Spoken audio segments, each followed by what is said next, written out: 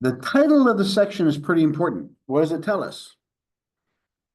Sigma notation. What is sigma notation? Hi. Work, you computer.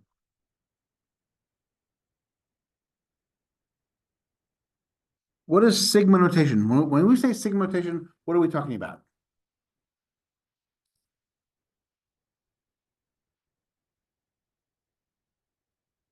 Of some value. It could be a function, it could be anything.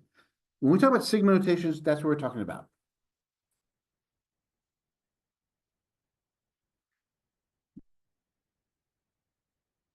That I is called the index. Does it have to start at 1? No. It can start at 0, it can start at 8, you can start anywhere you want to. But typically, we always start off at 1 as we get used to those things. This number here, it could be anything. It's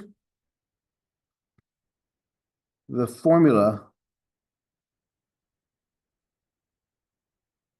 being summed to the nth term.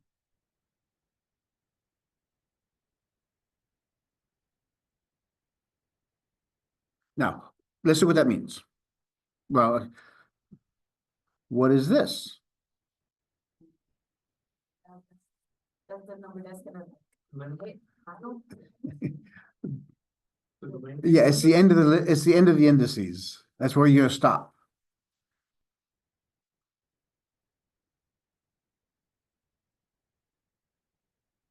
That's where you're gonna stop.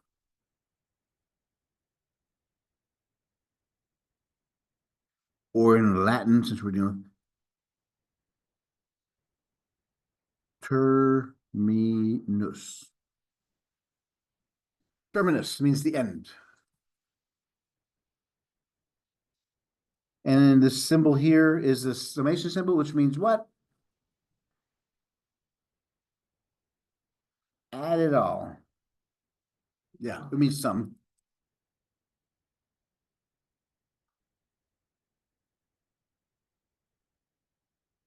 So what this means, once we define what n is, let's say we're going from I equals 1 to 5 of a sub I.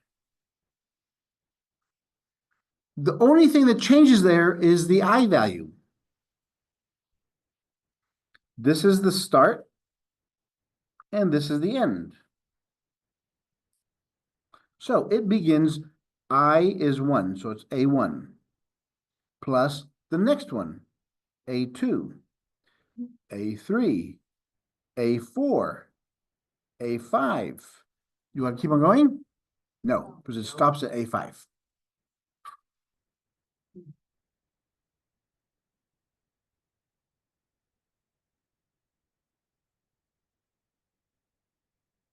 I equals 1 to 4 of I to the I plus 1.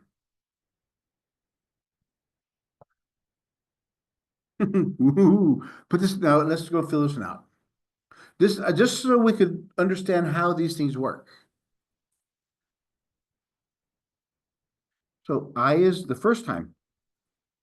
I is 1. So it's 1 to the power 1 plus 1, which is 1 squared. The next one, I is 2. So it's 2 to the power 2 plus 1, which is 2 to the power 3. The next one is 3. 3 plus 1 makes it 3 to the 4th power. And then 4 to the power 4 plus 1, which is 4 to the 5th power.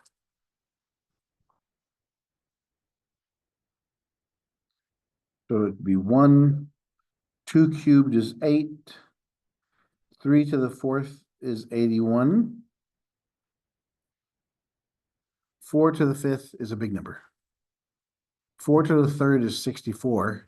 64 times 4 is 256. 256 times 4 is 9, 10, 1024.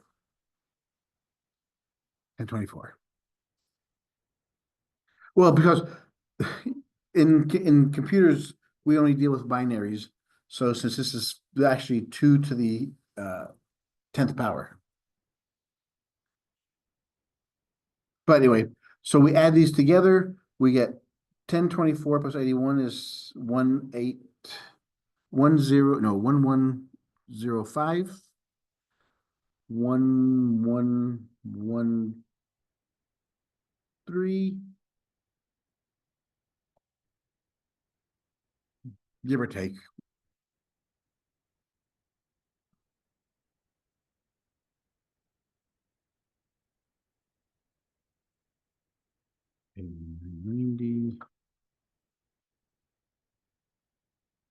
Is it? So 81 plus 8 is 89, plus 1 is 90. So if we add 90 to this,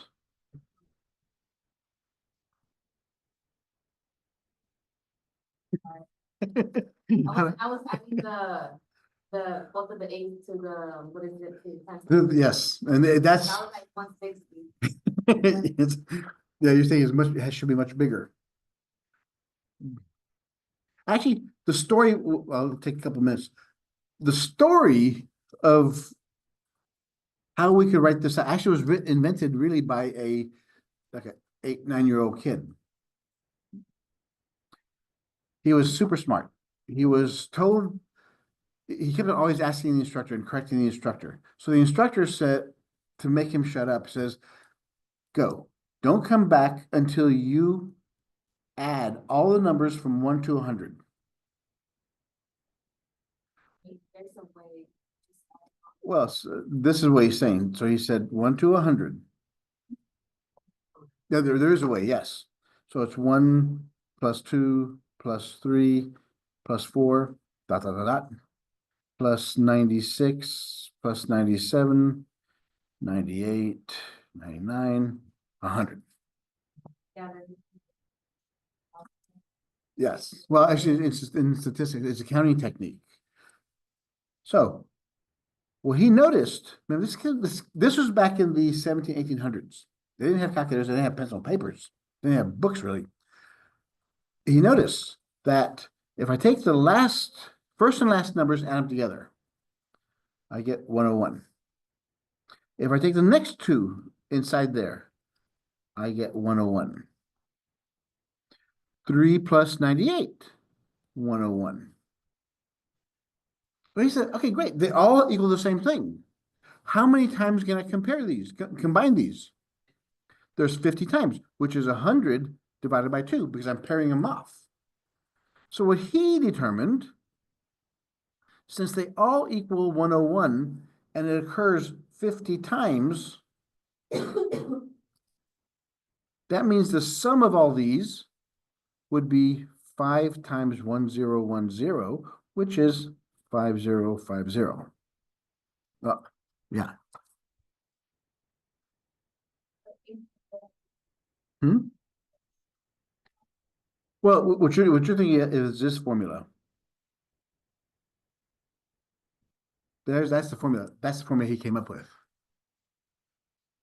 which is the sum formula for sequences of integers that increase by 1. But anyway, I thought it was pretty interesting. How long would it take us to nowadays without a calculator? If you didn't know that shortcut.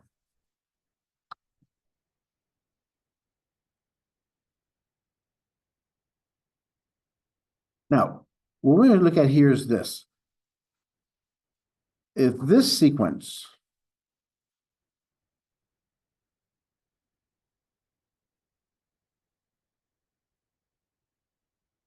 dot, dot, dot, all the way up to 10 squared, 11 squared.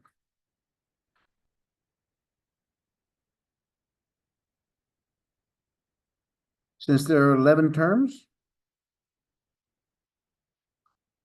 it comes from the equation I squared. Because the only thing that changes is the base. And that's as the index changes. The top is always squared. The reason I'm saying this is because if we can see a pattern and knock it down to a formula, then it's going to be a lot easier for us to predict future occurrences, future values and things like that. So let me put these examples up here. Example 1. If I gave you this, okay, they like to use K. You can use whatever index you want. Now we're going to use K's. If I gave you this, what is the value of it? 1 to the 1. So is this K is 1. The next one is 2, 3, 4, 5, 6, 12. We did that already. It's 15. How about if I gave you this? K equals 1 to 3 of -1 to the power K times K.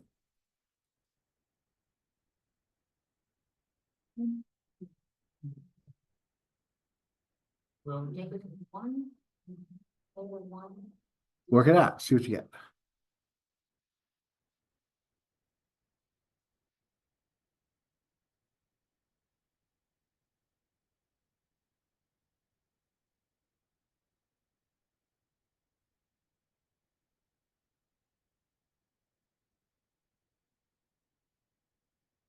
What'd you get? What'd you get? What'd you get?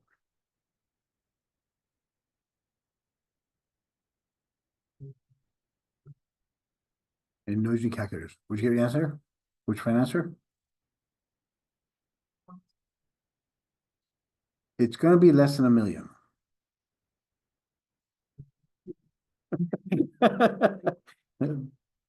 Okay, so let's look at this. K is what in the first iteration? 1. So 1 times 1 plus what is K in the next iteration? 2.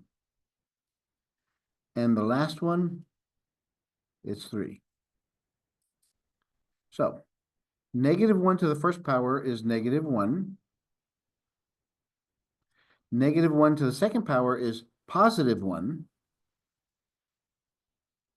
-1 to the third power. So anytime you have a negative to an odd power, it's going to stay negative. We call this an alternating sequence. -1 times 1 is -1. Is this -1? I hear nothing. 1 times 2 is 2. -1 times 3 is -3. So -1 plus -3 is -4. Plus 2 is -2. What's that? This would be safe there. Okay, let's look at the next sequence. The summation as K goes from 1 to 2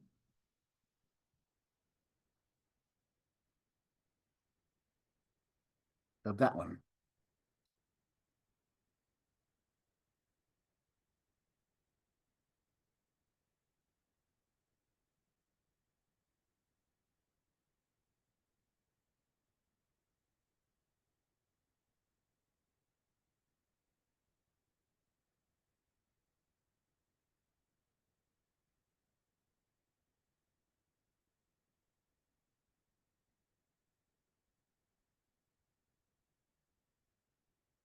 Only have 2 numbers. What's the first iteration? You get what? 1 over 1 plus 1. The next one is 2 over 2 plus 1. So 1/2 plus 2/3.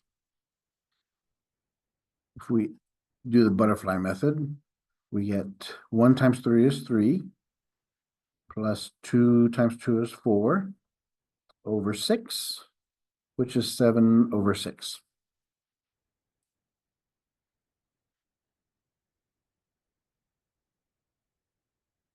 One more.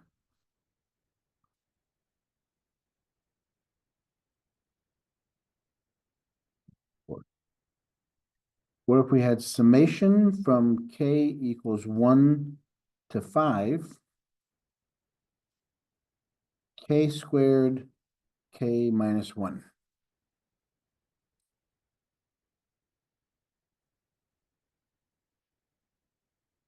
I could tell, but you don't do it in your head anymore. So in the first one, we have 1 squared, 1 minus 1 plus 2 squared over 2 minus 1. 3 squared, 3 minus 1, 4 squared, 4 minus 1, 5 squared, 5 minus 1.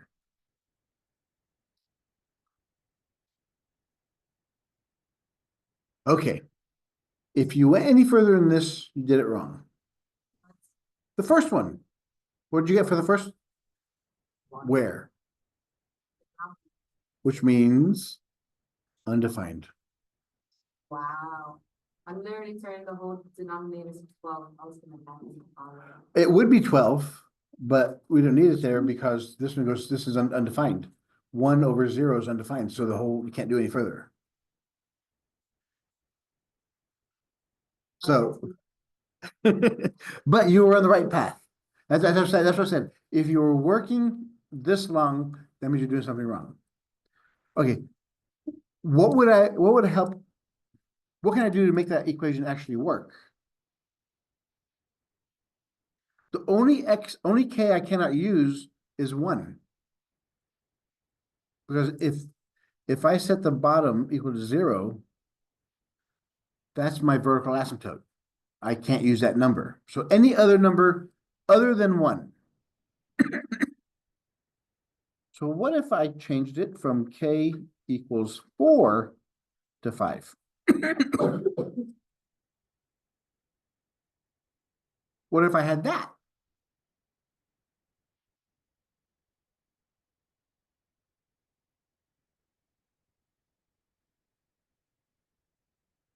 Now we're going to go from 4 to 5. So it's 4 squared, 4 minus 1, 5 squared, 5 minus 1, 16 over 3, 25 over 4. We can use the butterfly method. 16 times 4 is 64. 3 times 25 is 75. 3 times 4 is 12.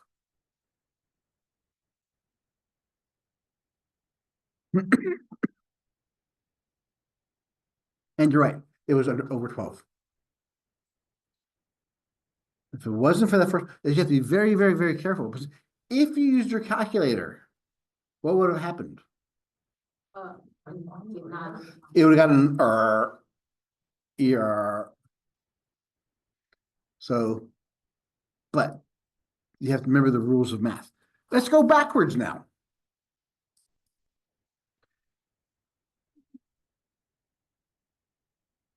Example 2 says, if I give you this sequence, you give me the summation rule. In other words, I want you to give me the sigma rule.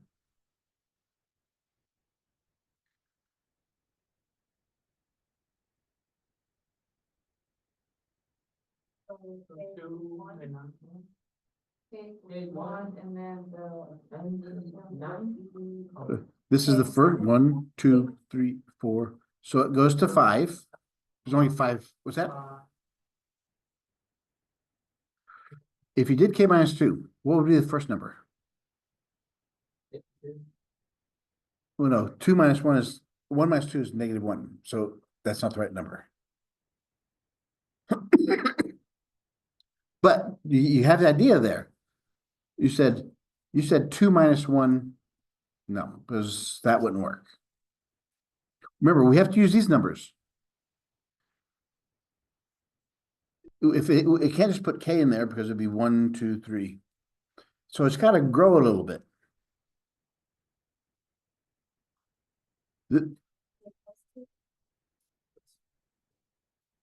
If we did K plus 2, this is K equals 1. That's going to be 3. So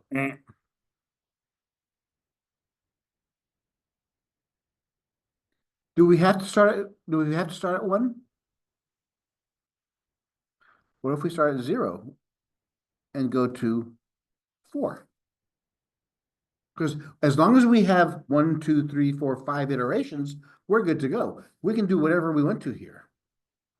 This will make it a lot easier.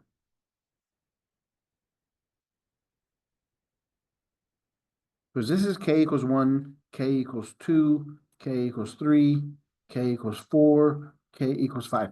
That will make it a little bit easier to look at. Or in our case, K equals 0, K equals 1, 2, 3, 4. So how do we go from 0 to 1, from 2 to 3, from 3 to 5, from 4 to 7, from 4 to 9? You don't need a movie? What do you got to make? In here? No, I'm just. Up here? Or you down here? You can have negatives. You can start from -5 if you want to.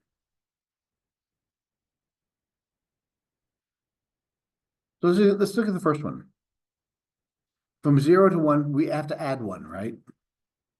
When K is 0, if we add 1, we get that. When K is 1, what times K and you add 1 do we get 3? 2. What do So you do? It's another, summa, and then, like, from summa this to that relation. I'm not explaining it. no, you're saying the indices. From 0 to 4, you want to change the indices? You're more than what you can do that if you want to. But we have to figure out what equation satisfies these.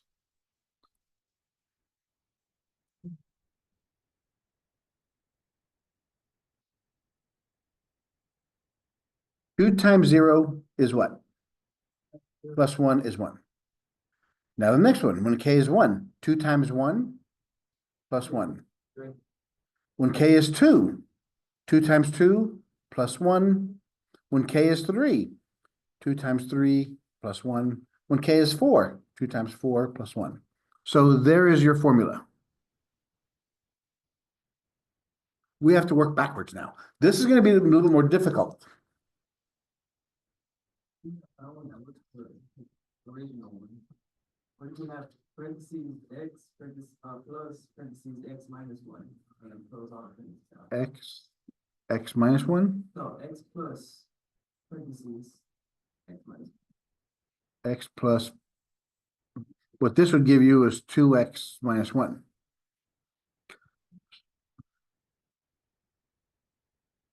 But if x is 0, well, then we couldn't start off at 0. Then we have to start off at 1. Yeah. 2 times 1, okay, that works. Then the next one, 2 times 2 minus 1 is 3. 2 times 3 minus 1, yep. 2 times 4, yep, we could use that. Both, but if we did that one, we would have to start off at 1 and go to 5. And they're both correct. Don't feel bad. They're both correct. We start off with, so, okay, what if we just add 1? From 0, we add 1. This is perfectly legitimate. But you have to be very careful on what your indices are. Okay, let's do the next one. So I'm glad you did that because it shows you there's more than one right answer.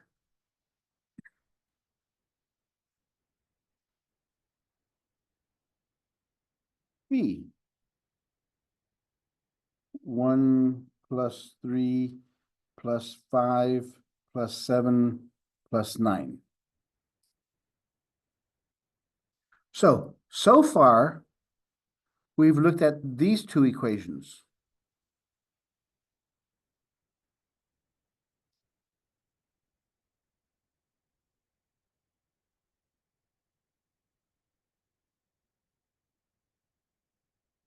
Think of another one. There are two more equations we can use. And we're going to follow.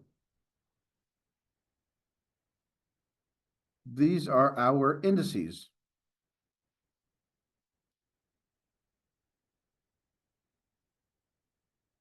And remember, you can start wherever you want to.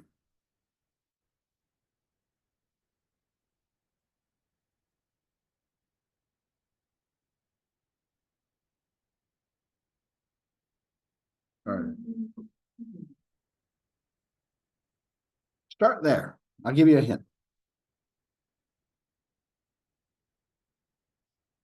If you start off at 2, so my first iteration, k is 2. So what equation, when I plug k as 2, will equal to 1? What's that? So you're saying take k divided by 2 and then add what, or k divided, okay, will that work for the next one? So since the first one, this one is k equals 2. This is k equals 3. K equals 4, k equals 5, and k equals 6. So that means we start at 2, we have to end at 6. Because we have 5 terms we're looking for. 2, 3, 4, 5, 6.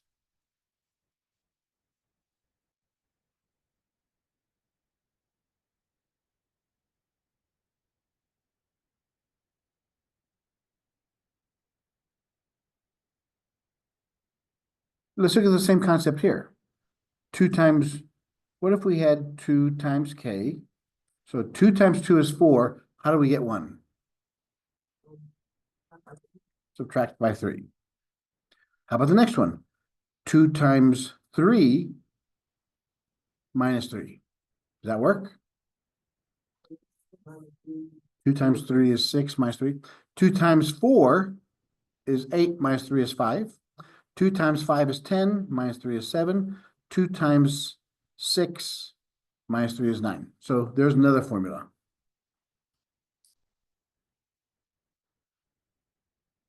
And the last one, if we start at -3, -3, -2, -1, 0, and 1. So we have to go to the indices of equals 1. Because we started off all of them with 2k, let's do the same thing there.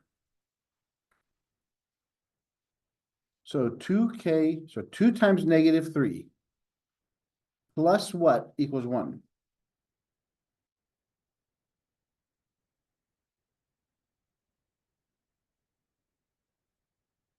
So this is when k is -3. So 2 times -3 is -6 plus, so k is -2. 2 times -2 is -4. -4 plus 7 is 3. This is when -3, -2, -1, 0, and 1. So when k is 0, 2 times 0 is 0 plus 7 is 7. K is 1. 2 times 1 is 2 plus 7 is 9. So this is what you have to be very careful of, because from here on out, we can start, I can give you a series of numbers. You have to figure out what function you're going to use. There's more than one.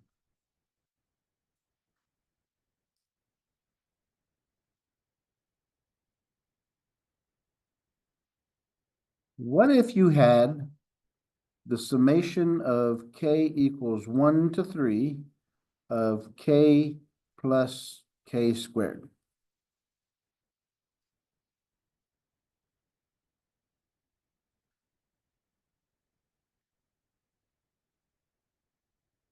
What do you notice about this one?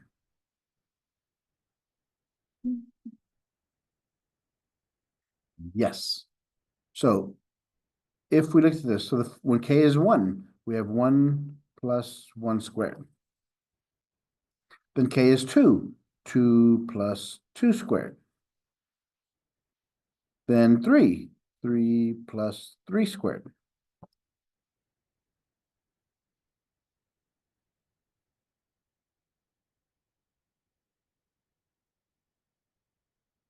What I'm getting to, Now, before you do this multiplication, don't combine them yet. Don't 1 squared plus 1, don't do that yet. Drop the parentheses.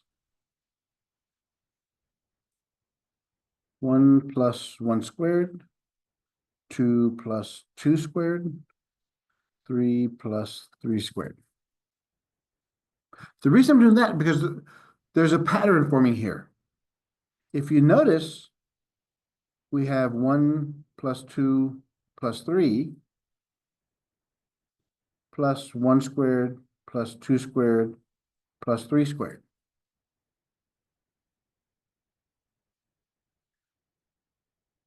Well, yes, I mean, this would be 6 and this would be 9, 10, 14. Yeah, but now we'll see if we can make another formula for these things. Can we go, instead of doing it this way, looking at this, we just see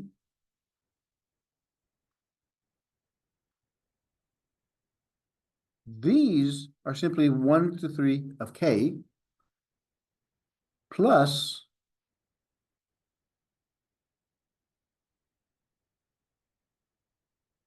then we have this sequence. Well, I'm looking for patterns. I always look for patterns because mathematics is based on properties, patterns, and procedures. So what I'm getting to is this. We started off with this equation, and we could ended up writing it this one. What does that tell you? What does this tell you in a general term? If you have a summation, I can split them up and do each one separately.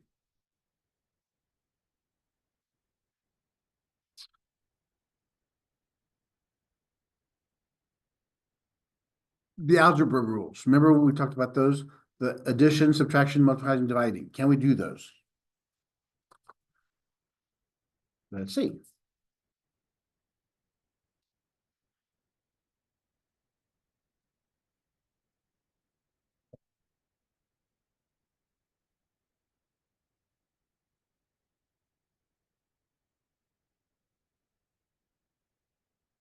What do I mean by finite sums?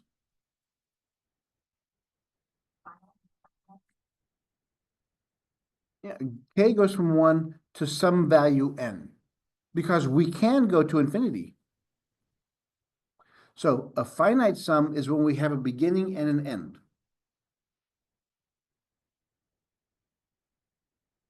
Here are the rules.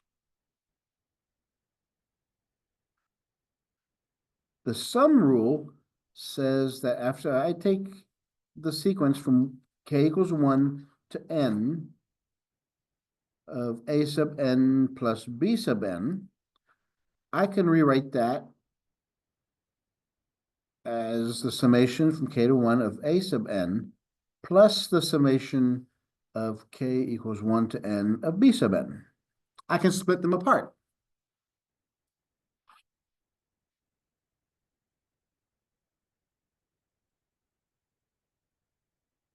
The difference rule from k equals 1 to n if I had a sub n minus b sub n. Then I could rewrite those as summation of a sub n minus summation of b sub n.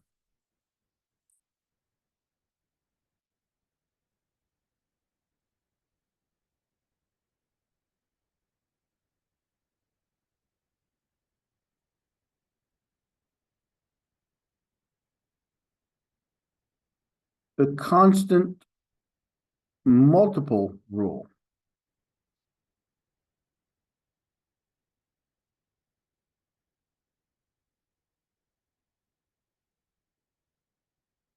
Of some constant number. So I have some constant number times a sub n.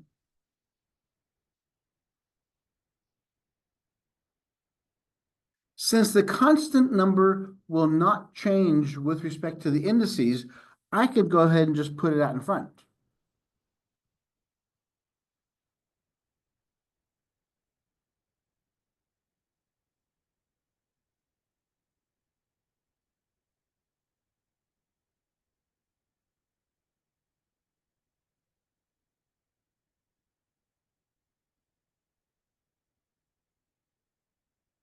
and the constant value rule. The constant value rule seems like it's a no-brainer one, but more people will trip up on this one.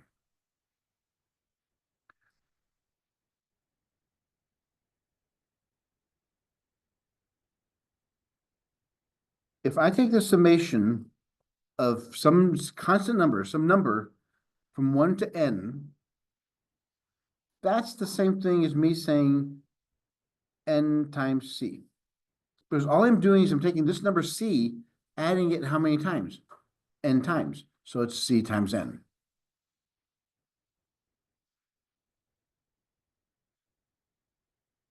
K equals 1 to 5. The number 2. What this means is 2 plus 2 plus 2 plus 2 plus 2. Well, what is multiplication but turbo addition? I have the number 2. How many times does it occur? It occurs 5 times. So it's the constant number times how many times it repeats.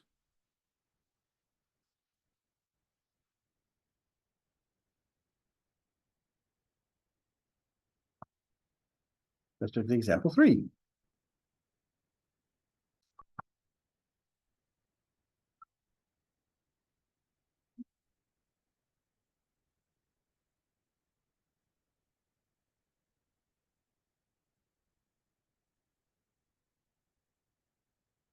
Here's A. Summation of K equals 1 to n of 3K minus K squared. Rewrite that using the properties, the algebra rules.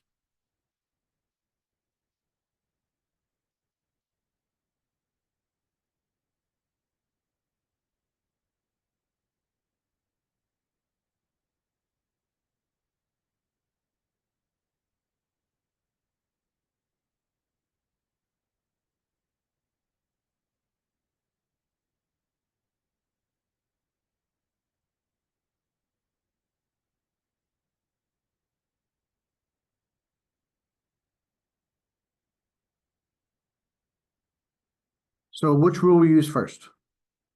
The difference rule. So it's summation of K equals 1 to n of 3K minus the summation of K equals 1 to n of K squared. Now, the first one, what rule can we use there? The constant multiple. That 3 can go out in front. K equals 1 to n of K minus, what about this one here?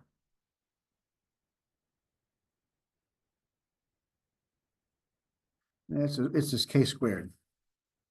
So can we do anything special with that one? Not yet. Not yet, no. So we'll just leave that one as is, but we will in a second.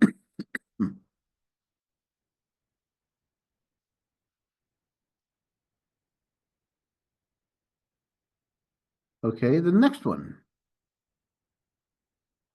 Because no matter what n is, we're going to find some formulas in a second that define those numbers. Yes. Is there a product rule for this? A what? Product rule? No, because of you can't just separate the values. The limits are not going to be the same. I mean, the summations will be the same. So no, it's a good question. Or the same thing with since you can't do the product rule, you can't use the quotient rule. The next one was summation of negative a to the sub n of K equals 1 to n.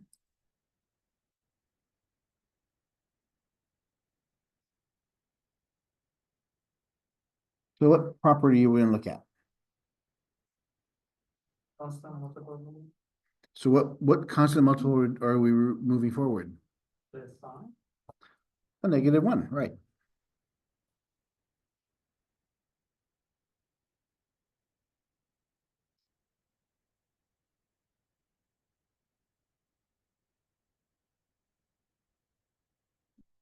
So now what do we do? Can we do anything else? No, because we don't know what a sub n is. Is it just the numbers? No, we don't know. It could be a formula. How about C? This one says summation of as k goes from 1 to 3 of k plus 4.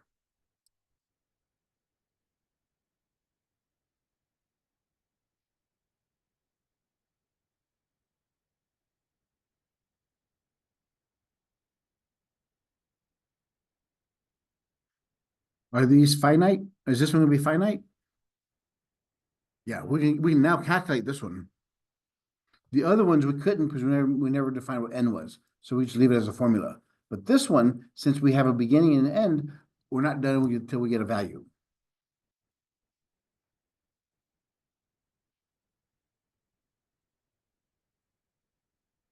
So the first one looks like what? What's the first parenthesis?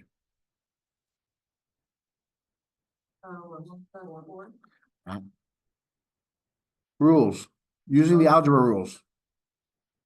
The sum rule. So we take summation as k equals 1 to 3 of k plus the summation k goes from 1 to 3 of 4. Right. Because we know this one is going to be what? 1 plus 2 plus 3. What's this one going to be? 4 times 3. 6 plus 12 equals 18. It'd be a lot easier than 1 plus 4 plus 2 plus 4 plus 3 plus 4. That's a lot of extra. This one here is just a lot of shortcut stuff.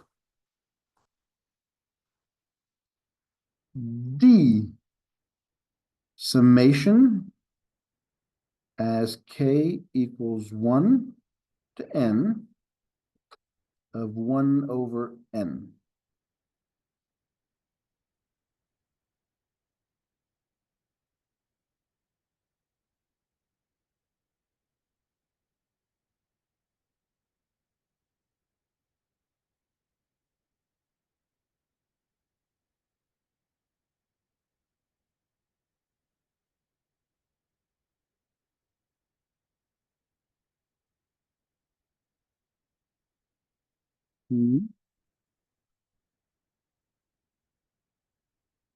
What's different between this function and the other ones we've done? It's a constant. Because the k, the index changes. And once you define it, it becomes a constant. So we use the constant rule.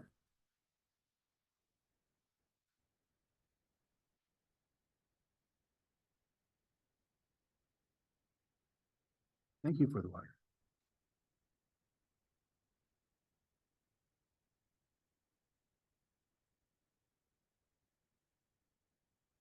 How many of y'all are working out 1 over 1 over 1, 1 over 2? You can't, because the k is the thing that changes, and k is it's not the function. N is it's the constant number. So let's look. What do we know so far? The only thing we really know is that the summation from k equals 1 to n of k. Do we have a formula for it?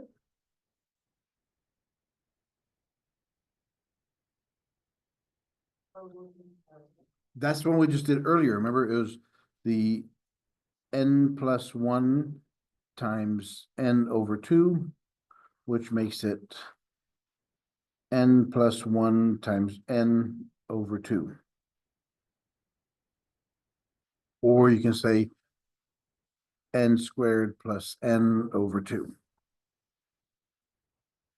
We say that's our formula for if we have summation of k from 1 to n, we can just plug it in there. That it's like that.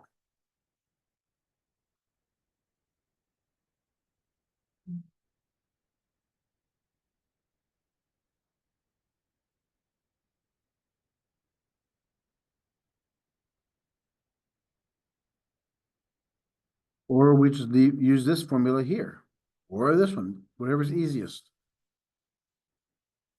You see why that's much easier? Because once we define what n is,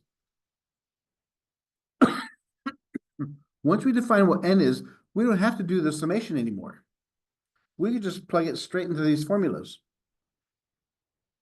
Or if we were going to go from k equals 1 to 100, then we just go 100 plus 1 times 100 divided by 2, which is 101 times 50, which is 1010 times 5, which is 5050.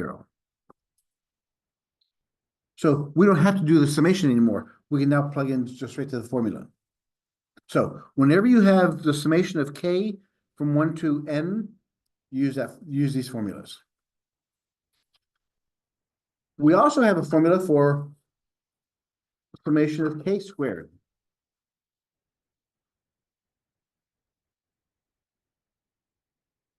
Of k squared.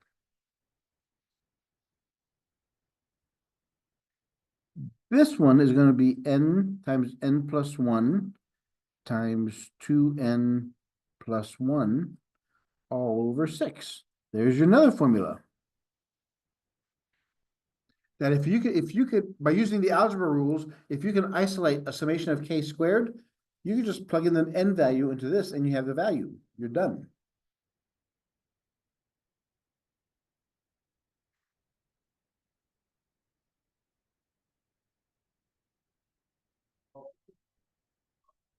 Let's look at that.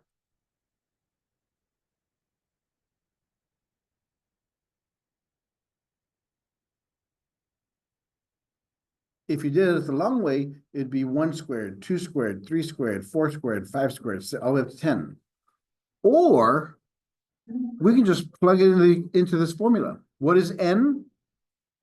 So we have 10 times 10 plus 1, 2 times 10 plus 1 over 6. So we have the 10 and 6 cancel. The 2's cancel out of those. They both have a 2 in common. So we have 5 times 11 times 21. 3 goes into 21 7 times. So we have 5 times 11 is 55 times 7 is 385. 7 times 5 is 35, carry the 3. 35 plus 3 is 38.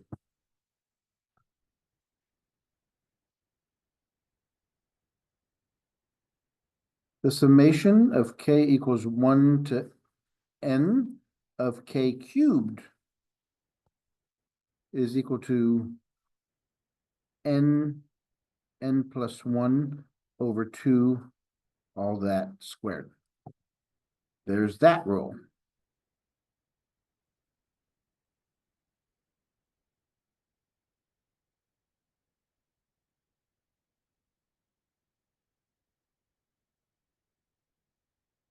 So if when you're doing the algebra rule separations, if you get the k cubed or k squared or k by itself, you don't have to do the long stuff. You just use these formulas and I'll give you the answer.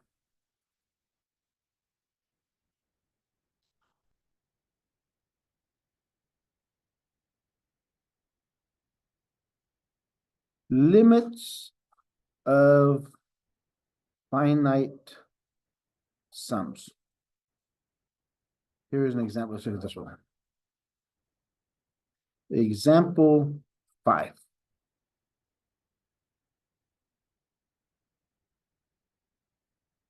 It says,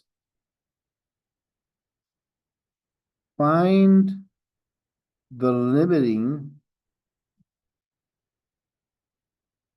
value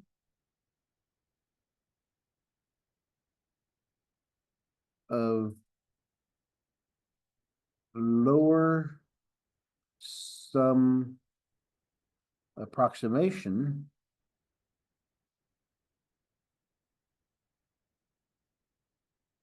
to the area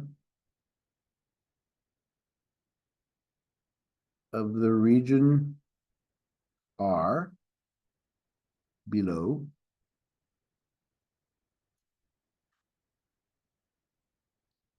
the graph of y equals 1 minus x squared and above the interval 0 to 1 on the x-axis.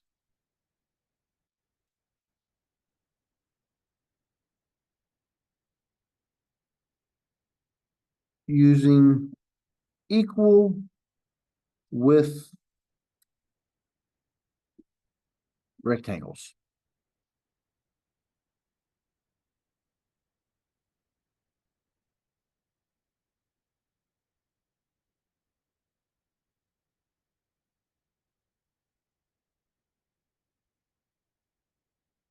Whose widths approach 0 as the number of values approaches infinity. Find the limiting value of lower sum approximations to the area of the region R below the graph of y equals 1 minus x squared and above the interval 0 to 1 on the x-axis. So what is it telling us? And also it says whose widths go to 0 as the values go to infinity. Yeah, we'll have to find a limit, but first we have to find the summation of all these. Yes, and we're gonna get to the limit in a second. So we have to use the formula f of x times delta x from k equals 1 to n.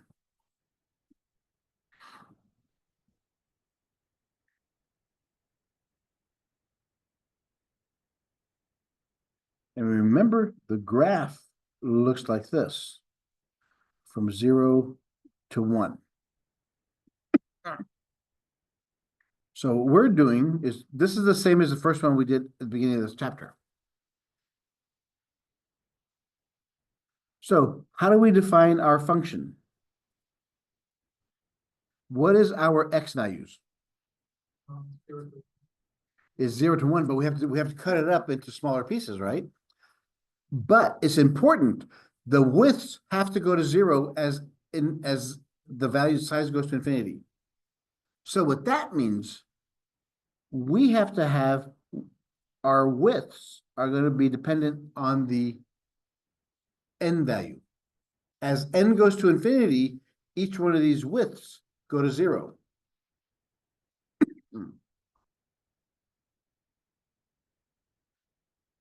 And the top, since it's decreasing, each k value is dependent on where we are, because it's not always going to be the same height. So we have to use this function that satisfies these conditions. What is my delta x?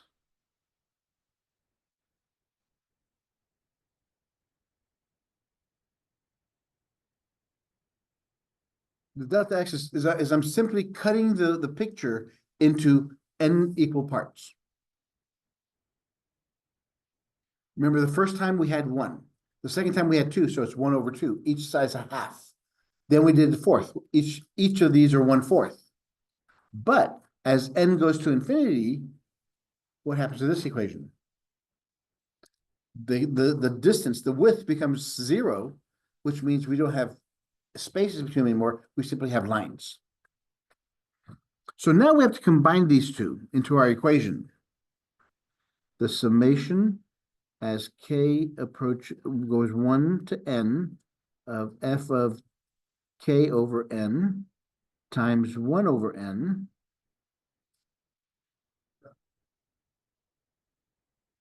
what is that gonna be equal?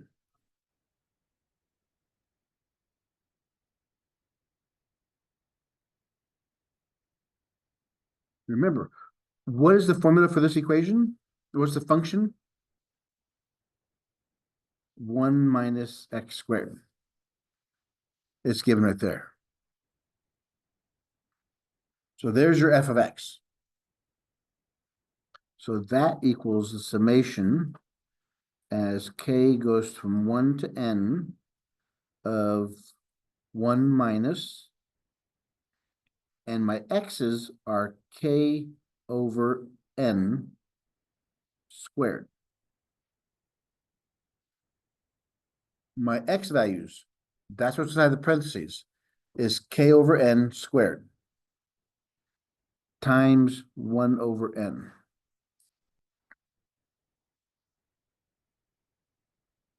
Does this make sense so far? Let me go back on this side here. Because remember, our equation was y equals 1 minus x squared on the domain 0 to 1.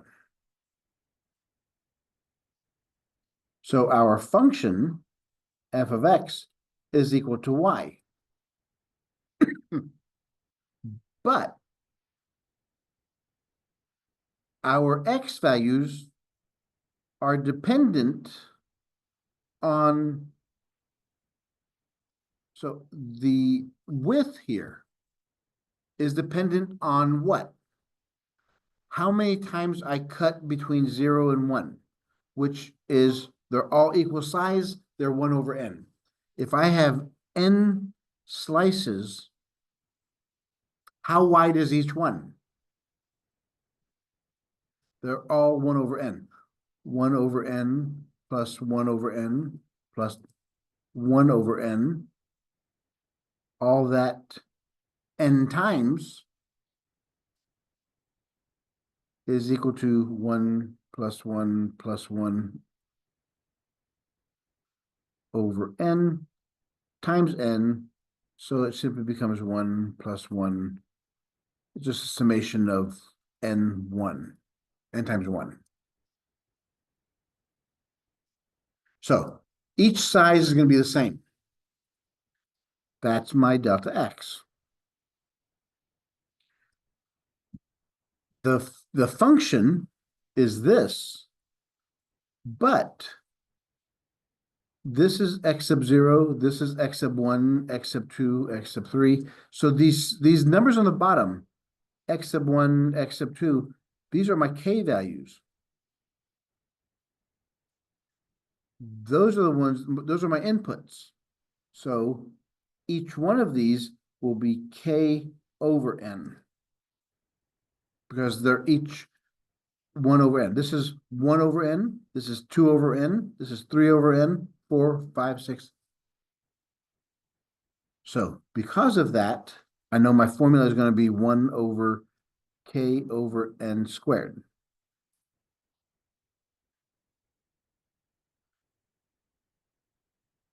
So the summation from 1 to n of my function times delta x now becomes, so this equation is 1 minus k over n squared times the width is 1 over n.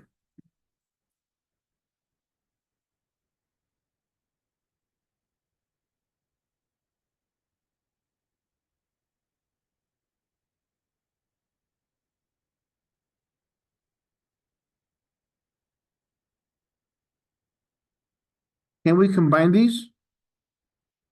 Yeah, because this square only belongs to that. So what we have right now, let's do the inside here first. The square goes in both of those, so it's k squared over n squared times 1 over n.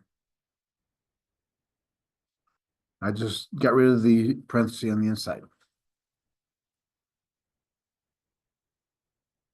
K equals 1 to n. I distribute. So I got 1 over n minus k squared, n squared times n is n cubed.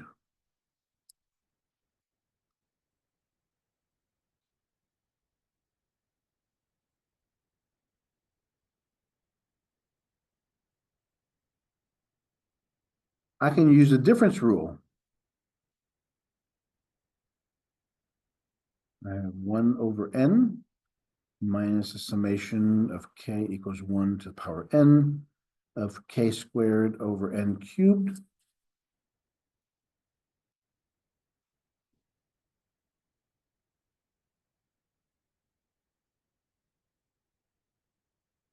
What does this one become? This is a constant. Yeah, it's 1 over n times minus, we have the constant k squared over n cubed times n times, which equals to 1 minus k squared over n squared. Let's look at an example.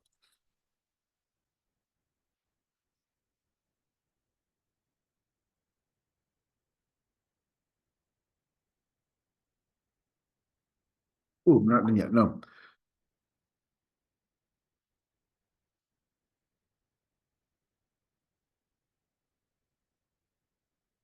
Hold it.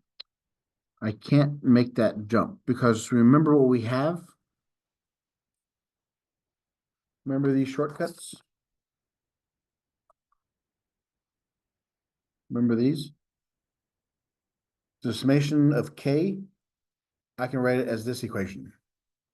I have now a summation of k squared.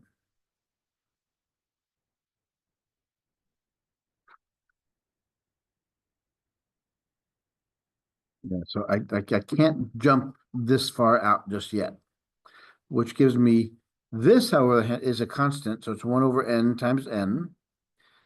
This one is the summation of k squared times 1 over n cubed, which is 1 minus summation of k squared times, that's n, so it's just over x squared. So the summation of k squared is what? The summation of k squared is this equation. N plus 1, 2n plus 1 over 6. N plus 1, 2n plus 1 over 6 over n squared.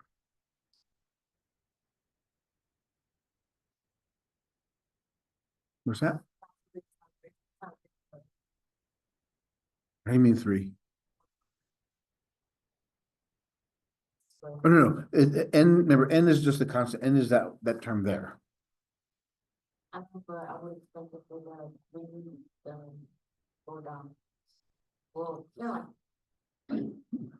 Because the only rules we have is the summation of k. Remember, the summation of n as n equals 1 to n.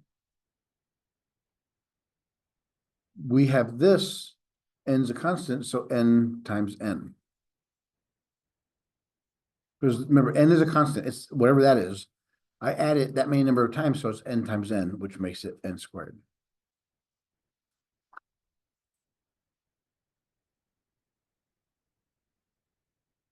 So let's look what we have so far then. In this first one, we have 1 minus this whole monstrosity. So it's going to be 6n squared n plus 1 to n plus 1.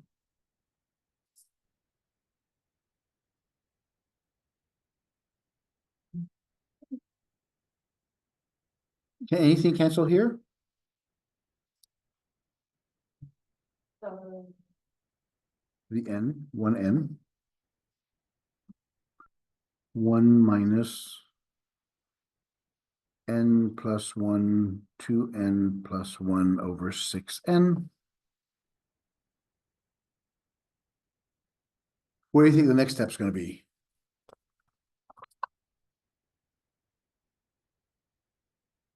We have to simplify that. So we have to FOIL the top. So we have two n squared plus n plus two n plus one over six n.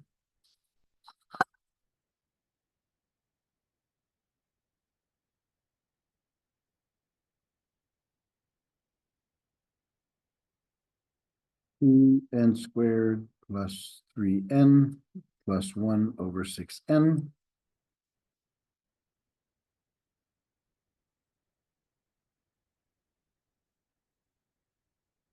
Two n squared over six n. Three n over six n. One over six n.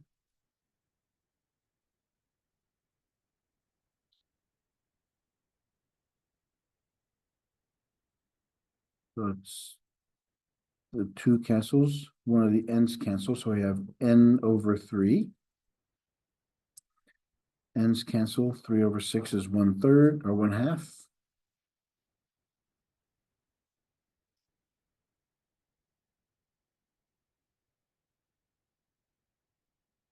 One half plus one makes it three halves.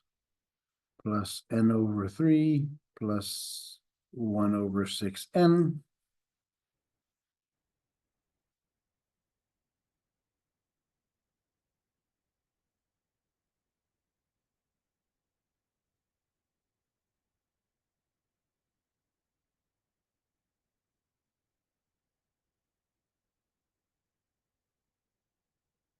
Now we take the limit as n goes to infinity.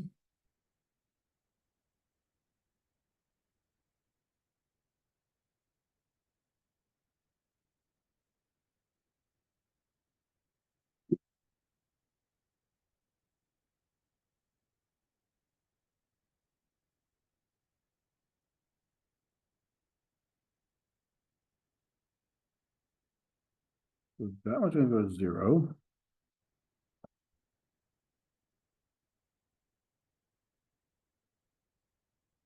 This one is a problem. It's gonna go to infinity. I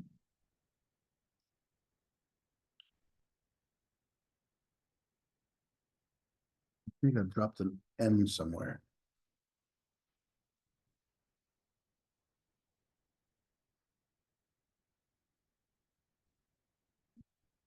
What's that? Yeah, I'm looking at where I did there, see if I dropped an n somewhere. Okay, so I have. Okay, that. Two n.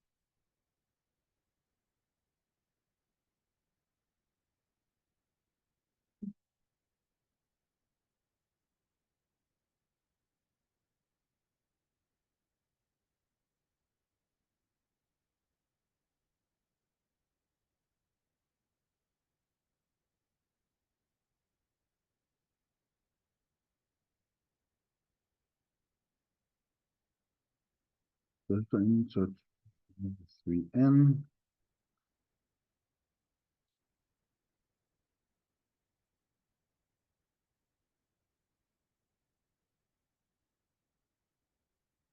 Only problem that I could figure right here.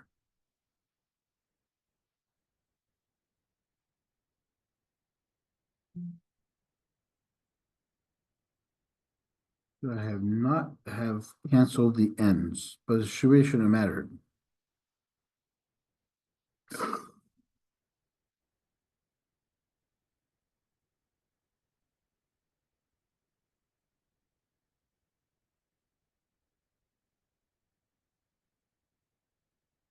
That's another thing that would change. You guys didn't catch this. So it would be negative, this would be negative, this would be negative.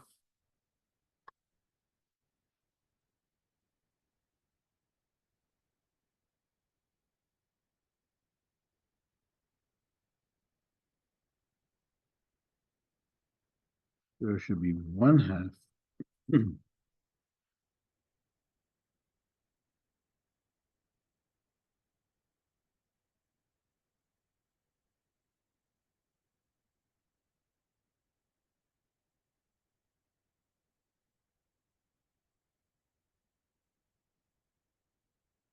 But that one goes to 0, this one goes to infinity, that's the problem.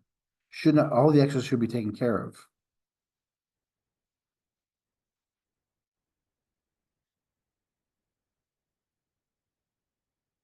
Bless you. Again, these should be minuses.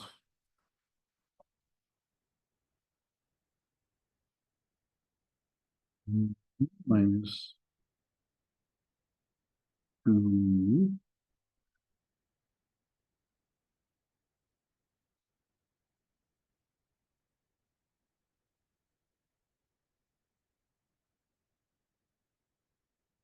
Well, let's say I didn't get rid of that one. So I had 1 minus, no. So it'll be 2n cubed. Write that down again. 3n squared plus n over 6n.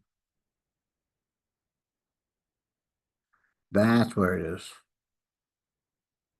That's where I dropped off from it.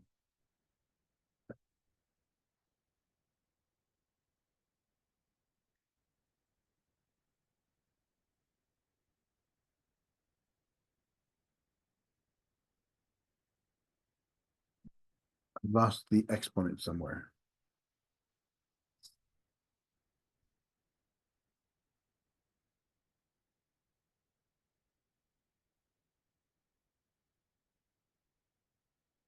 Oh, there it is. This, Just on the. yes, because I did the k squared, but I never took the n to the cubed. Is it? How's that going to put the 3 on the other end? Because as soon as, that's why you want that. Yes. Because you put it 2 instead of 3. Yes, that's exactly where I messed up. So that should, so now it would be 2 because I got rid of the n, so I have n squared instead of n. Yes, that's perfect. So I have n squared over n squared, n over n squared, 1 there. So we have this goes to 0, that goes to 0, and so this becomes, the n's go there, so I have 1/3. So that's gone, that's gone. So 1/2 minus 1/3. 3, 6 minus 2, 6 makes it 1, 6.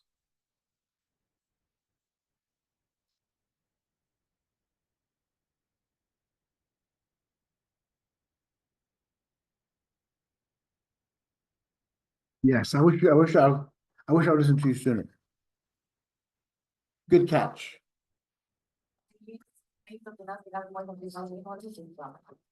It's just that I was going too fast and as I was looking at that n as a coefficient, I'm gonna lose it. So I lost it before I put it down. We talked about these last time.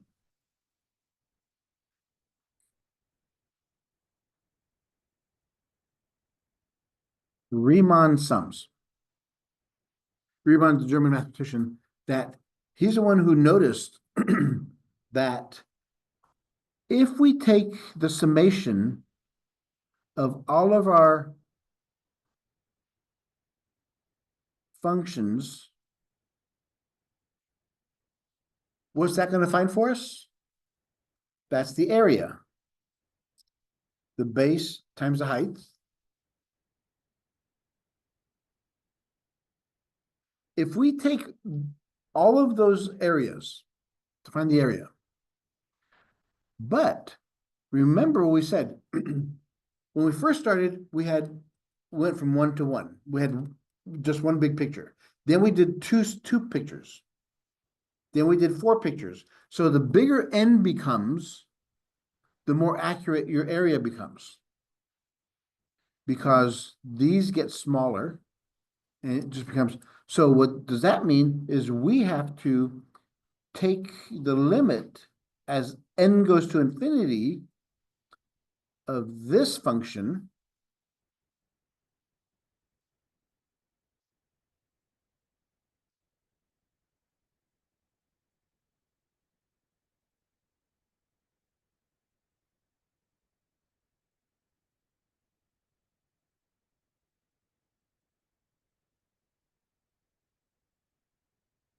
And as we take the limit of it, why is that important? Why is the limit part important here? Because if we just had this, we'd pick n as a finite number. But what does this tell us we're going to do? We're going to make n go to infinity. What makes this? We have the width of our denominators of our intervals is 1 over n. As n goes to infinity, they get so small that goes to 0. What we're gonna jump to next, not today, but next time, is now this defines the area under the curve, which we define now as the integral. All Riemann told us was to take our picture, and the more times we divide the picture,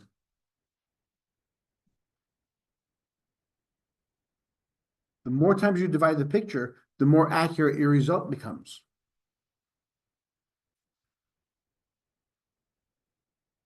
That's why we decided to take the limit as n goes to infinity. Now we have a whole bunch of lines in there that are infinitely small in width.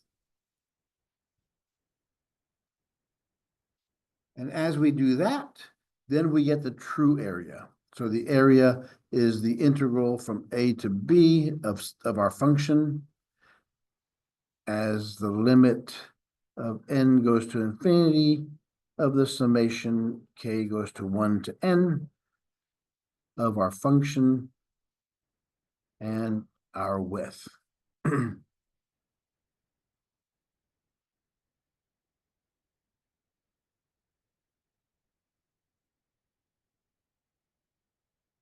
But to be honest with you, now comes the fun part. Because what we have just defined with this formula here, we've just defined what is called the definite integral.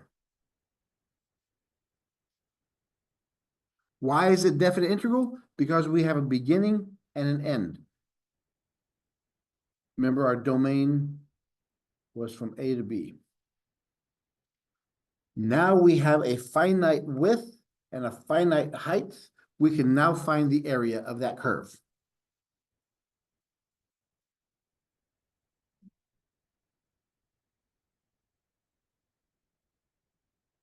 And the only thing that's going to change when we talk about this next time is instead of n going to infinity, in reality, are all the widths going to be the same? No. No. So we call the widths, we call those partitions.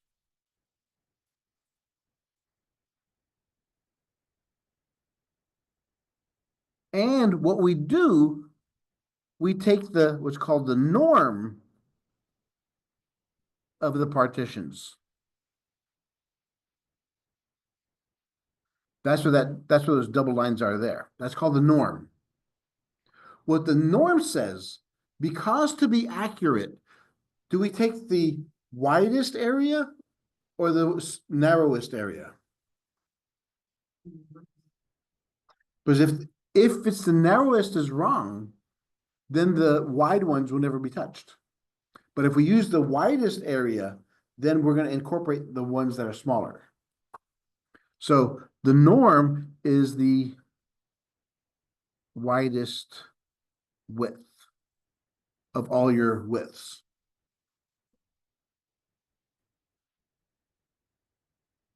So that's what we're gonna take there. We're gonna take the norm as norm goes to infinity. And then after that, we start actually flying, because then comes use our formulas and rules. So this is the end of section 2. We're getting close to the end. Only 4 more sections.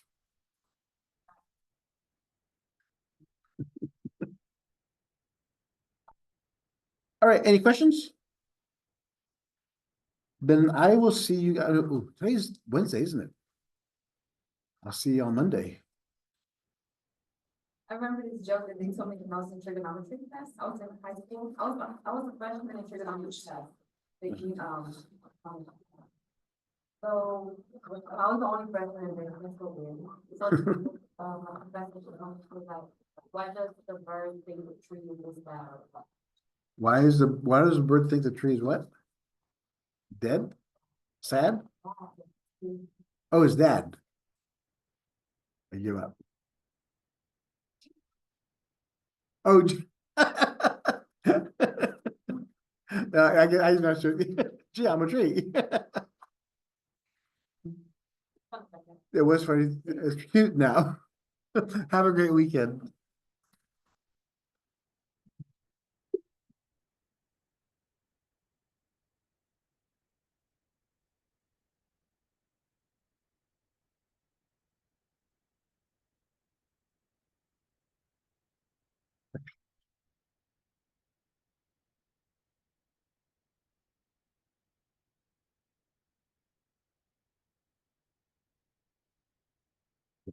We are in very good shape.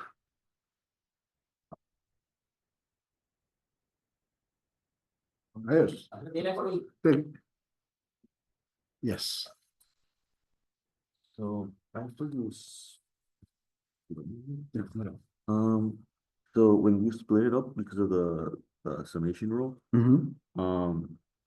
to get rid of this, you just convert it into an n, right? Right here. Right. Right here, Yeah, because this one here, 1 over n, since n's a constant, it's a yeah, constant you're just multiple. multiplying it by n, right? Right. And on this side, would it be the same thing? Well, here we get 2 ways.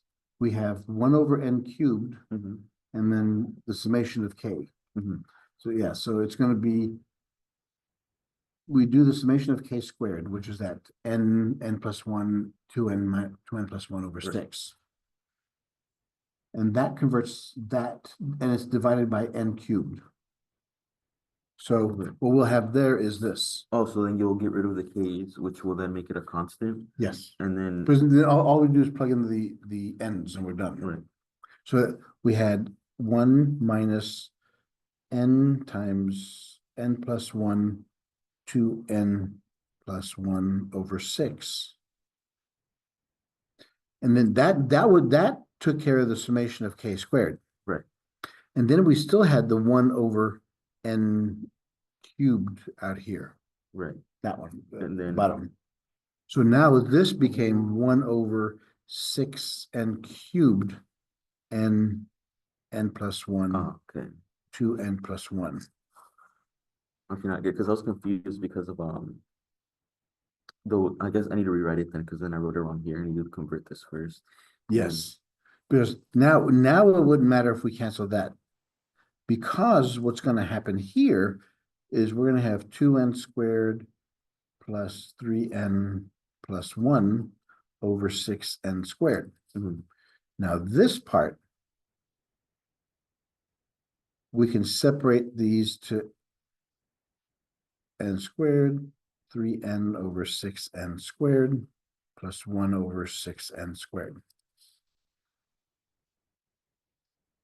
And then that just simplifies into Yeah, so everything else. n's cancel, so it's 1 over 3. 1n cancels, so it's 1 over 2n, 1 over 2n, 1 over 6n squared. When we distribute the negative sign, we get 1 minus 1/3 plus 1 2 to the power n, 1/6 to the power n squared. As n goes to infinity, that's the limit. So these go to 0. So we have 1 minus 1/3 is 2/3. Oh, okay. Alright, yeah, I was just trying to figure out why the N wasn't. You know, yeah, I miswrote it because Yeah. I just miswrote it. And that's what she was trying to tell me. I was gonna actually ask you if that's where you lost it, because I noticed it, but at the same time, I was like, wait, no, that the first part makes sense. I forgot about the least square conversion. Yes. Gets rid of the summation, Yes. so that's why, okay, that makes sense. Oh, And that's the beauty of it. Once you get rid of it, then it's no longer that big of a problem. You just have to remember that it used to be there. Yes. It was so weird this morning. I just forgot today was Monday. We had a class in here. I thought I was packing up. I said, no, I'm in the wrong class. So I started going to walk down to my other class. I thought it was Tuesday for some reason. So I didn't sleep at all last night. ooh, And it was just back and forth, back and forth, back and forth. I forgot, hey, today's, I look at my phone Wednesday. that could be the past few days, I'm sure it's my sleeping schedule, but this just, it get all horrible. I've just been, I think the past 3 days. Or no, just the past 4 days, where I wouldn't sleep one day. I wouldn't sleep at night, and then I'd go to school, and then I'd sleep after class, and then I just wouldn't sleep again. Oh, yeah. And once you get off that cycle, you're done. Yeah, so I'm on the same where I'm about, I got really fast. And then I made a mistake of having a late dinner where I drank a soft drink, caffeinated, so that kept me up. Oh, yeah. And I used to drink a lot of that, and I stopped because I like drinking it, it was really good. Because I don't usually drink soda anymore, I just drink, like the energy stuff. Yeah. Yeah, it's Well, just those are even caffeine. worse. Yeah, it was just caffeine, it's like, okay, I usually drink them in the morning, but then sometimes I would just I was just giving to the temptation, so my something. Oh, I can't see. And that's the worst feeling is doing. There's the way around. Version. So. Right. Well, and that's why it's hard to find now, but I used to always like to drink decaf Coke. Because you have the flavor of Coke, but it's decaffeinated, so it doesn't affect my sleep at all. I used to see everything. Yes, and I can't find it anymore. All right. Go enjoy the weekend. That's the important.